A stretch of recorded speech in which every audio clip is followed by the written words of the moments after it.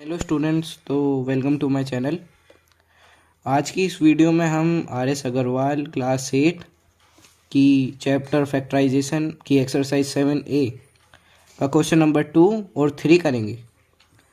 तो question number 2 का first part यहाँ है, तो अब हम इसे सोल्व करते हैं।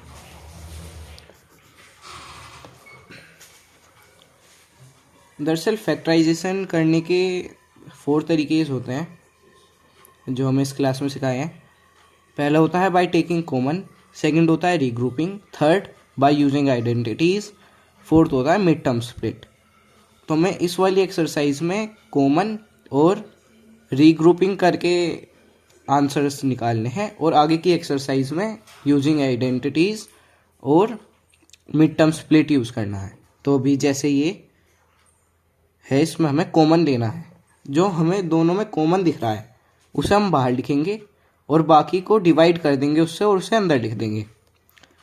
तो 16 और 24 का कॉमन वही लेना है जो उनका हाईएस्ट कॉमन फैक्टर है, HCF है। 16 और 24 का HCF होता है 8, तो 8 को हम लिख देंगे बाहर। और भी कुछ कॉमन दिख रहा है? हाँ, दिख रहा है वेरिएबल a। इस a वेरिएबल की एक तो स्क्वायर है और एक सिंगल पावर है। हमेशा वेरिएबल की लोएस्ट पावर लेते हैं, तो वेरिएबल की यहाँ पे सबसे लोएस्ट पावर है 1, तो हम यहाँ a लिख देंगे।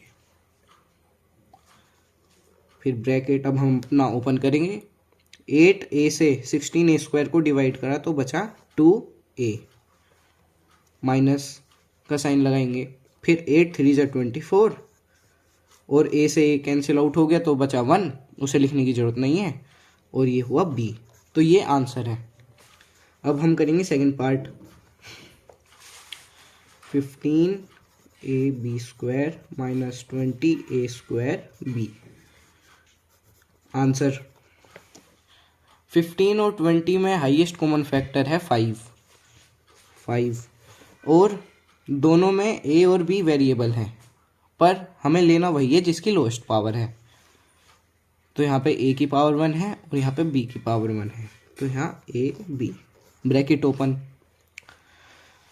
अब हमने 15 को 5 से डिवाइड करा तो आया 3। a को करा 1, b स्क्वायर को b से करा तो बचा बस b। फिर माइनस 5 4 जा 20, a स्क्वायर से a को करा तो बचा a, तो a और b से b कैंसिल आउट, तो 5ab, फिर ये 3b minus 4a bracket close. अब थर्ड पार्ट।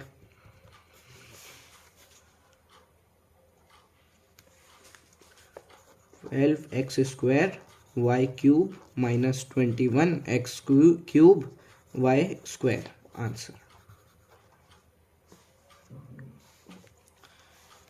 तो यहाँ पे हमें कॉमन हाईएस्ट कॉमन फैक्टर 3 है, तो हम 3 लिख देंगे और x स्क्वायर वाई स्क्वायर लिख देंगे, क्योंकि वाई स्क्वायर और वाई क्यूब में से वाई स्क्वायर छोटा है, एक्स क्यूब और एक्स क्यूब में से एक्स स्क्वायर और एक्स क्यूब में से एक्स स्क्वायर छोटा है, तो हम ये लिख देंगे।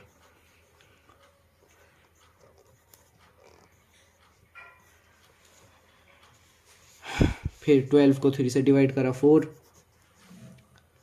यहाँ पे कुछ नहीं बचा एक्स स्क्वायर से एक्स स्क्वायर को डिवाइड करके, फिर वाई की पावर 3 वाई की पावर 2 बचा वाई। इसी तरीके से यहाँ पे माइनस का साइन लगा देंगे और 21 को 3 से डिवाइड करा 7x।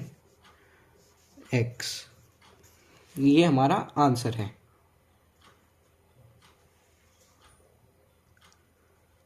अब क्वेश्चन नंबर 3। अब इसका जो फर्स्ट पार्ट है वो है 24x cube minus 36x square Y, ये है। और आंसर हाईएस्ट कॉमन फैक्टर है 24 और 36 का 12, तो हम 12 बाहर लिख देंगे और x की सबसे छोटी पावर है एक्स स्क्वायर। हम ब्रैकेट ओपन करते हैं। 24 को 12 से डिवाइड करा तो आया 2 और बचा x, और यहाँ पे 36 डिवाइडेड बाई 12 3 होता है, तो 3 और बचा y। ये हमारा आंसर है। अब इसी तरीके से हम करेंगे अपना इसका second part.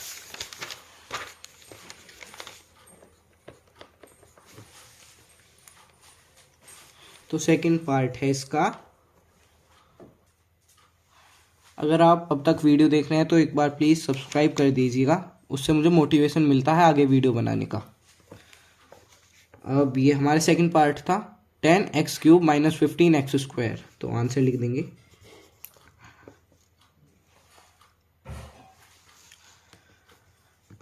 Highest common factor दोनों का 5 है, तो यहाँ पे हम 5 लिख देते हैं। और x की सबसे छोटी पावर x² लिख दिया। ब्रैकेट ओपन, तो 5 2 = 10, x बचा माइनस 5 3 = 15 और कुछ नहीं, क्योंकि x² से x² गया, कुछ नहीं है। अब हमारा है सेकंड क्वेश्चन का लास्ट पार्ट, इसे करते हैं। थर्ड क्वेश्चन का last part 36x³ y - 60x² y z ये है। तो हम आंसर लिखते हैं। हाईएस्ट कॉमन फैक्टर इसका है 12, तो हम 12 लिख देते हैं यहाँ।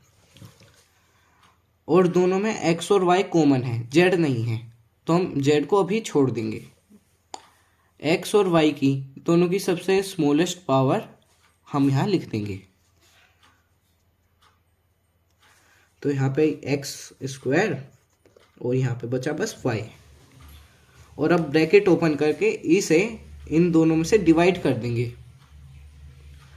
तो अब हमने इसे डिवाइड करा, 12 को 12 3 जा बचा x और y से y गया कुछ नहीं, फिर -12 5 जा, फिर x² से x² गया कुछ नहीं बचा, y से तो यहाँ बचा y²। और z जो है हम ऐसे ही लिख देंगे। तो ये इस पार्ट का आंसर है। अगर आपको कभी अपना डाउट हो आंसर में, तो आप उस क्या करिएगा, इससे इन दोनों को मल्टीप्लाई कर देना, और अगर वो क्वेश्चन से मैच हो जाए तो मतलब आपका आंसर सही है। अभी मैं आपको करके दिखाता हूँ।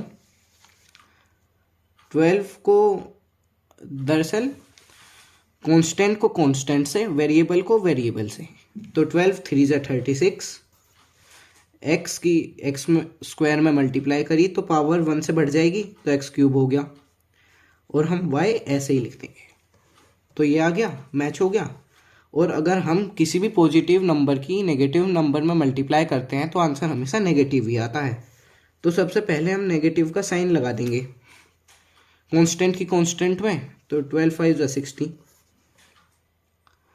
x² की y² में, तो x²